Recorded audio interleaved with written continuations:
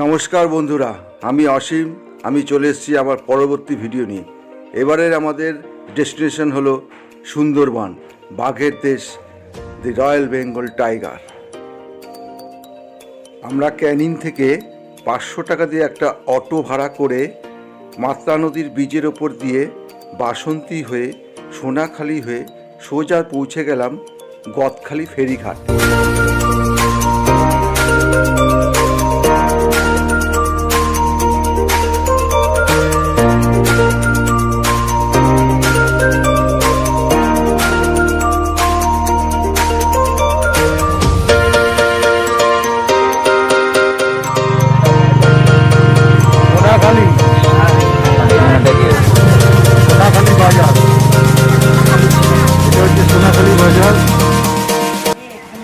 হ্যাঁ, অবশেষে গদখালি এসে পৌঁছে গেছি। আমাদের প্যাসেঞ্জাররা সব হাঁটুতে কোমরের ব্যথা নিয়ে আস্তে আস্তে নামছে।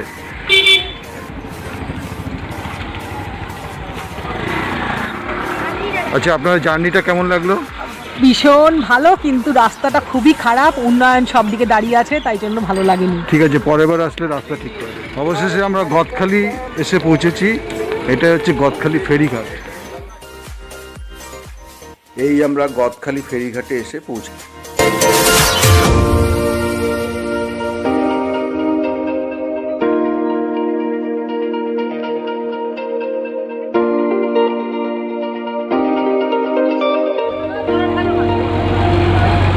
অবশেষে গদখালি থেকে আমাদের বোট ছাড়লো। এখন 12টা 22, ঠিক 12টা 22-এ আমাদের বোট ছাড়লো।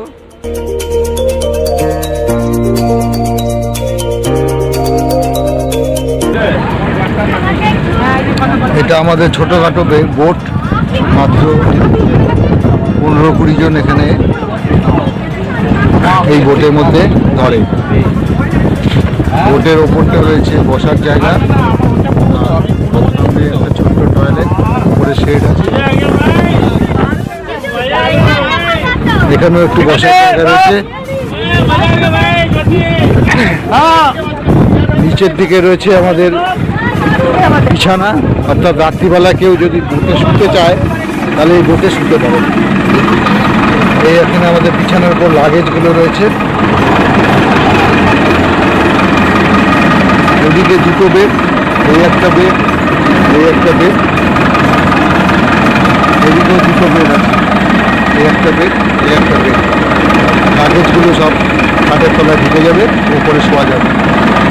আর সামনেটা রয়েছে রান্নাঘর, যেখানে আমাদের দুপুরে রান্না হচ্ছে, এবং সামনে রয়েছে ইঞ্জিন।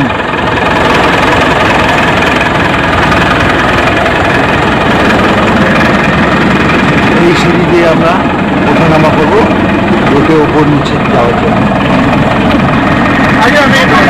বোটে কিছু লাইফ জ্যাকেটও রাখা রয়েছে।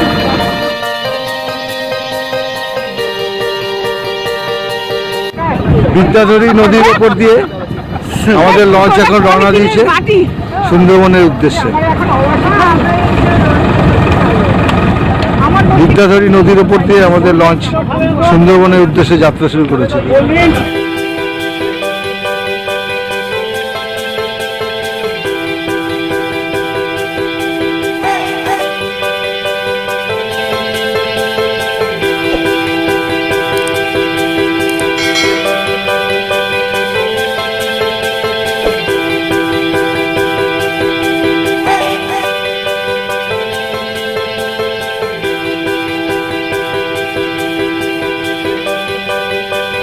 চলে এসছি আমরা গোসাবা। চলে এসেছি গোসাবা ফেরিঘাটে।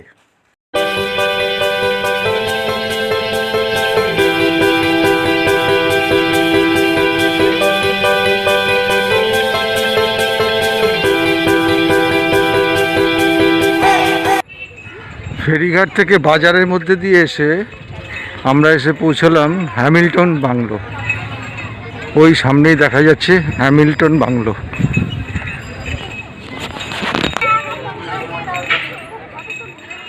হ্যামিল্টন বাংলোর সামনে আমরা এসে পৌঁছে গেছি। আমার পিছনটায় দেখতে পাচ্ছেন হ্যামিল্টনের বাংলো। হ্যামিল্টন সাহেব ব্রিটিশ আমলে এখানে এই বাংলোটা তৈরি করেছিলেন।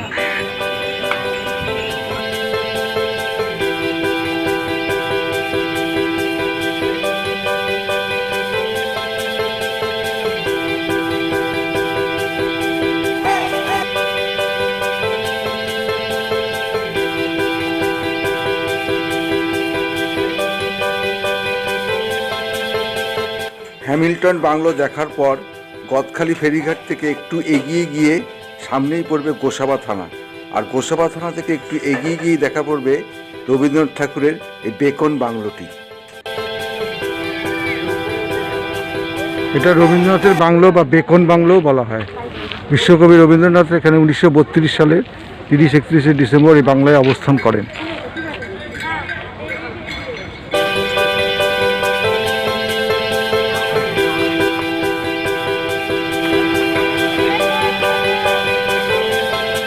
হ্যামিল্টন বাংলো আর বেকন বাংলো দেখে আমরা বোটে উঠলাম।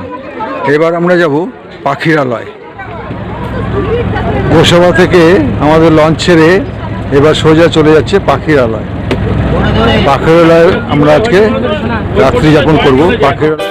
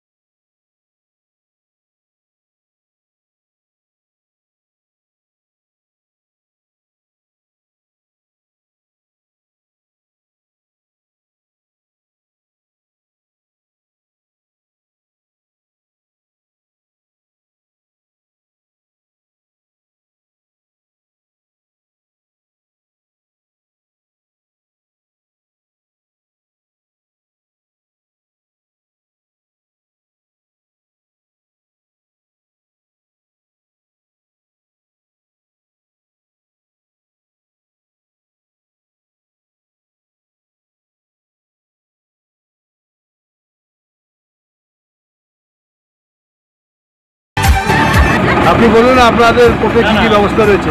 হ্যাঁ, আমাদের সব রকম ব্যবস্থা আছে। আপনারা আসুন, সুন্দরবন ঘুরুন।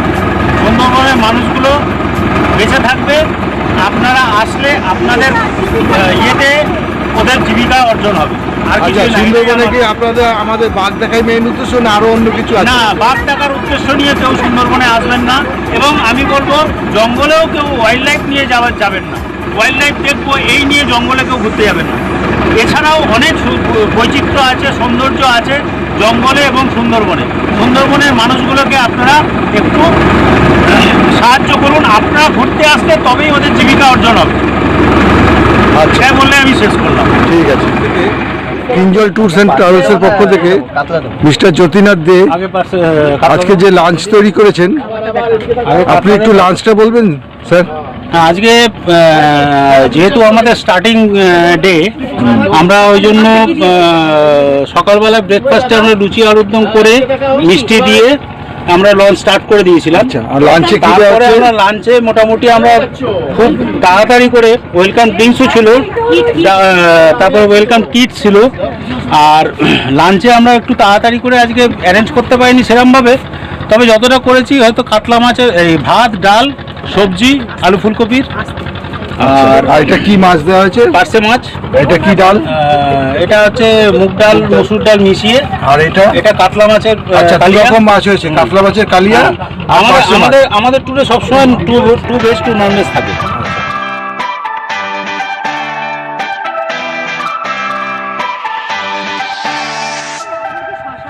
আচ্ছা, আমাদের লাঞ্চ শুরু হয়ে গেছে। লাঞ্চে দেখছেন আমাদের যাত্রীরা খেতে বসে গেছে। আচ্ছা, আপনারা কেউ বলবেন আপনাদের লাঞ্চে আজকে কি কি দিয়েছে? হ্যাঁ, আমাদের আজকে লাঞ্চে কি ডাল, বেগুন ভাজা, দারুণ বেগুন ভাজা, স্যালাড, আলু ফুলকপির সবজি আর মাছ, কাতলা মাছ। আচ্ছা, আপনারা এখন এই পর্যন্ত কি কি খেয়েছেন? আচ্ছা, লাস্ট সকাল থেকে তো আমরা ব্রেকফাস্ট করলাম, লুচি, আলুর দম, মিষ্টি। তারপরে আমরা খেলাম, চা খেলাম। তার আগে আমরা যখন ওই গটখালি থেকে উঠলাম তখন সেখানে আমরা অনেক কিছুই খেলাম, স্ন্যাক্স, টি, স্ন্যাক্স, বিস্কুট। আচ্ছা, তারপরে আমরা ওয়েলকাম কিট পেলাম, এখানে ওঠার সাথে সাথে ওয়েলকাম কিট দিল, দারুণ ওটা একটা অভিজ্ঞতা হলো আমাদের। আর ওভারঅল বেশ ভালোই। আর এখন লাঞ্চের যে মেনুগুলো, তার আইটেমগুলো, মেনুগুলো খুব ভালো। রান্না কেমন হয়েছে? রান্না ভালো হয়েছে, ভালো হয়েছে, ভেরি গুড। আচ্ছা, আমার দিদি, আমার প্রিয় দিদি এই লঞ্চেই আছেন, আমাদের সঙ্গে ট্যুর করছেন। দিদি এখন লাঞ্চ করছেন। আচ্ছা দিদি, বলবেন আজকে লাঞ্চে কি কি দিয়েছিল? প্রথমে ভাত, ডাল, বেগুন ভাজা, আলু কপি ফুলকপির তরকারি। আর হ্যাঁ হ্যাঁ, খুব ভালো। আমি স্পিচ দিচ্ছি, দাঁড়া। কাতলা মাছের কালিয়া, দেখ বড় বড় পার্শে মাছের ঝাল, সুস্বাদু। এরকম অনেক জায়গায় খাইনি। এখন আমি চলছে, খাওয়া চলছে 4টা পর্যন্ত। এরপরে দই আসবে আর কি আসবে সেটা পরে দেখছি। কিন্তু খাওয়া এত ভালো, যারা ইচ্ছুক তারা এই ট্যুর পার্টির সঙ্গে যোগদান করতে পারেন, খেয়ে তৃপ্তি পাবেন। খাওয়াটা যে কত বড় মানে আনন্দের আর অন্যের থেকে পরিপূরক সেটা বুঝবেন। এখনো পর্যন্ত যতটুকু জার্নি করেছেন, পুরো জার্নিটুকুর মধ্যে কেমন অভিজ্ঞতা হলো? খুব ভালো। তার কারণ হচ্ছে আমরা খালি দেখে এসেছি, টিভিতে দেখেছি বা পড়েছি, কিন্তু বাস্তব অভিজ্ঞতা আমার জীবনে এতখানি বয়সে প্রথম সুন্দরবনের নদীর ভেতর দিয়ে লঞ্চে আমরা যাচ্ছি। আচ্ছা, আপনি কি এই প্রথমবার সুন্দরবনে আসলেন? হ্যাঁ, এক কথা বলতে গেলে সুন্দরবনে প্রথমই আসলাম। এবং এই দীর্ঘ লঞ্চ যাত্রাটা আপনার কেমন লাগলো? বাবা, কি বলবো, এই লঞ্চ যাত্রা সত্যি করেই ভালো। কারণ হচ্ছে যারাদের সঙ্গে এসছি তাদের সঙ্গে আত্মীয়তা বা তাদের যা কর্তব্যপরায়ণতা, এগুলো সাধারণত বাড়িতে দেখা যায়, কিন্তু ট্যুর পার্টির সঙ্গে যে এতটা ভালো থাকতে পারে আমার অভিজ্ঞতাই প্রথম। দুপুরে খাওয়া দাওয়া অর্থাৎ লাঞ্চ সেরে আমরা আবার রওনা দিলাম পাখিরালয়ের উদ্দেশ্যে।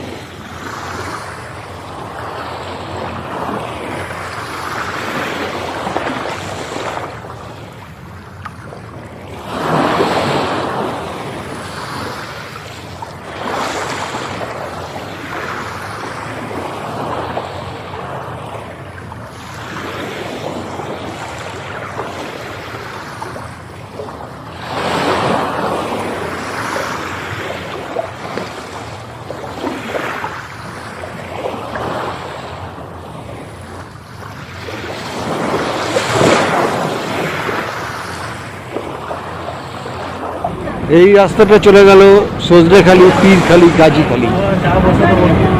আর এই দিকটা আমরা চলে যাব পাখিরালয় দিকে।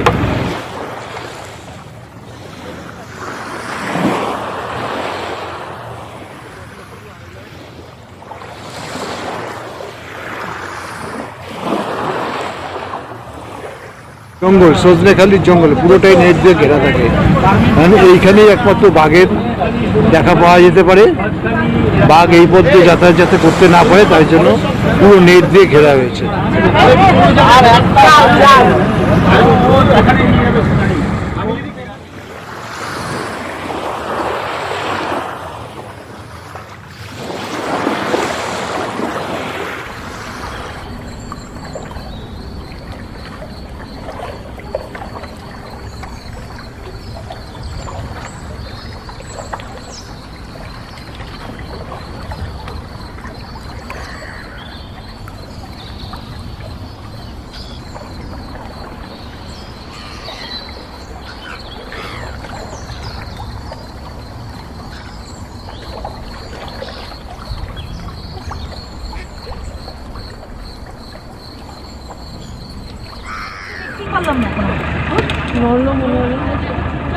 ওই ওই ওই ওই ওই যে ও অনেকটা দূরে ওই তো এই আমরা পাখিরালয় ঢুকে গেলাম। এই পাখিরালয়ে বিভিন্ন জায়গাতে বিভিন্ন মানের হোটেল রয়েছে। আপনারা সামনের দিকে দেখতে পাচ্ছেন যে এর পিছনে সমস্ত রকম হোটেল আছে, দামি, কম দামি, লাক্সারি, ডিলাক্স, বিভিন্ন রকম হোটেল আছে। আমাদের হোটেলটা একটু এগিয়ে গিয়ে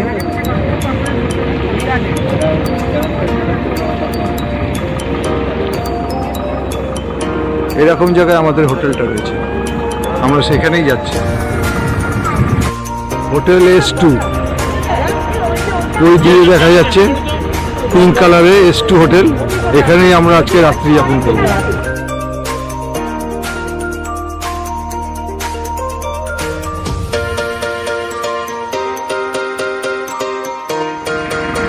এখন বাজে বিকেল 4:30, সূর্য যাচ্ছে অস্ত, আর আমরা পৌঁছে গেছি আমাদের হোটেল S2-তে।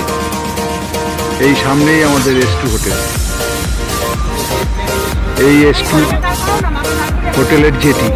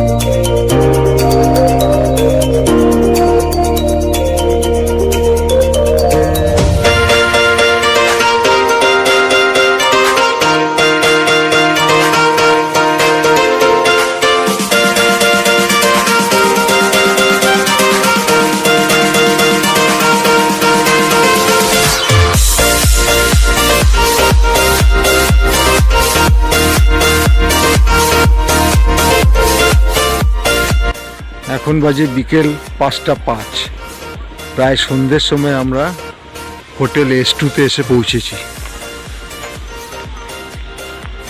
এই হলো আমাদের হোটেল S2। এই S2 হোটেলেই আজকে আমরা থাকব।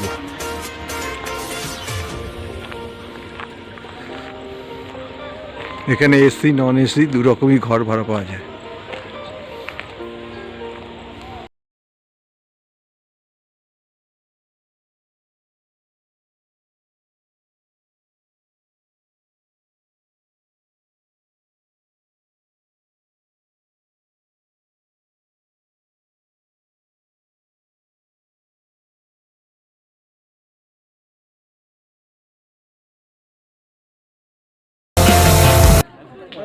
সন্ধ্যেবেলা একটু পাখিরালয় মার্কেটে ঘোরাঘুরি।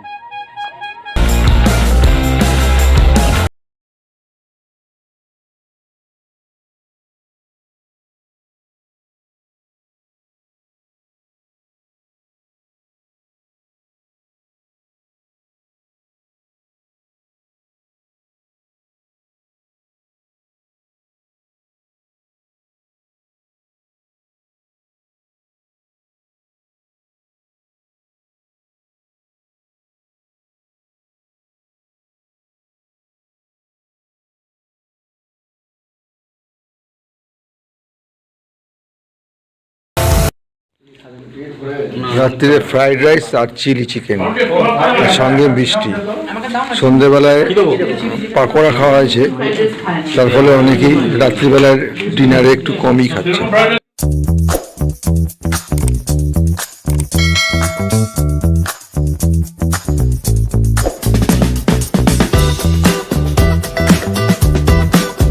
এটা যেটা বেরাচ্ছে সেটা না, ও পাশেরটা কিন্তু মাটিতে থেকে গেছে। আমাদের বোট, এই বোটের সঙ্গে নোঙ্গর করা হলো। রাত্রে আমরা এখানেই থাকবো।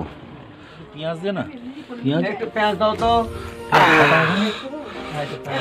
ওটা ওখানে রাখো, ওটা আমি নেবো ভাত। হ্যাঁ, এখন বাজে রাত 12টা। আমরা এখন আমাদের রাত্রের ডিনার সেরে নেব এবং এই বিছানাতেই শুয়ে পড়ব। আর আপনাদের সঙ্গে দেখা হবে আগামীকাল ভোরবেলায়। Thank you.